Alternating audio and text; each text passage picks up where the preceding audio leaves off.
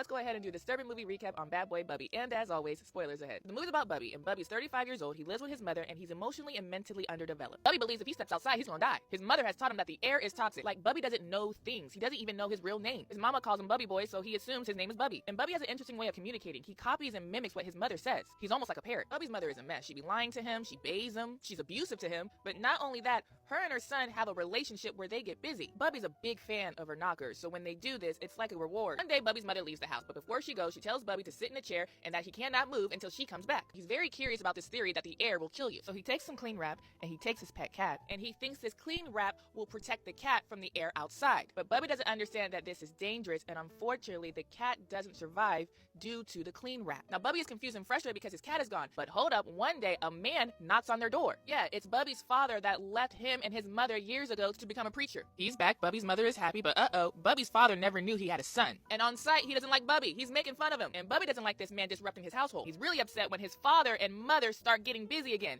because that was Bubby's woman. Those are his knockers. So Bubby doesn't like his daddy, and his daddy doesn't like him, so they get into a fight, but then Bubby's dad throws Bubby outside. Bubby is outside panicking, thinking he's gonna die, but then he realizes that the air isn't toxic. So Bubby decides to do the same thing to his parents that he did to the cat. And he takes some clean wrap, and he takes his parents out. And after this, for the first time, Bubby goes outside. He doesn't understand boundaries or social cues, so his first few interactions are awkward and uncomfortable, and he's easily aroused by big knockers, so we see him going around sexually assaulting women because they remind him of his mother. He's being all touchy-feely, and he's saying things that he would normally say to his mother, which is really uncomfortable for everybody involved, and eventually he gets arrested for doing too much. Bubby gets thrown in jail, and he doesn't understand what he's been doing is wrong. Strip him naked, they hose him down, they put him in another cell with a very dangerous inmate who proceeds to sexually assault Bubby. After this, Bubby is released from jail. However, he encounters a group of men who are also disabled, and they treat Bubby with kindness. The thing about Bubby is he keeps wandering. Bubby heard music and he was following it, and then next thing you know, he meets this group from the Salvation Army. And they welcome him, they don't judge him, he's a part of their group, and then next thing you know, we see Bubby with them at this church service, and we see Bubby get up and sing. But Bubby doesn't know the words, he doesn't communicate like that, so he's just yelling and screaming, but people are feeling it. After this, Bubby goes back wandering the streets, and he hears music coming from this bar. There's this band called The Despair playing, and he decides to go up on the stage with them and starts performing. Bubby is talking about all I see is dead bodies, all I see is lies, and the crowd goes wild. And then next thing you know, Bubby becomes this band's new frontman. However, one day they get word that Bubby's parents have been murdered, and Bubby casually admits that he took out his parents. And that's because he doesn't realize how serious this is, but the band still accepts him. One day, Bubby is taken to the hospital for a checkup, and there he meets this nurse named Angel. Now, Angel works with people with disabilities. Angel listens and understands Bubby, and eventually these two form a romantic relationship. One day, Angel invites Bubby over to her parents' house, and Angel's parents are mean to her. She goes, I ain't having any of that. And it doesn't help that Angel's parents are religious, so after this, Angel's parents tell him to leave. And Bubby's like, bet, okay, so he leaves. And then next thing you know, Bubby comes back with some clean wrap, and he takes out Angel's parents. The movie ends, and we see that Bubby is completely happy with his life now. He's still in the band, but now his band members wear clean wrap around their faces. And we see that him and Angel are happily still together, and they have a whole bunch of kids.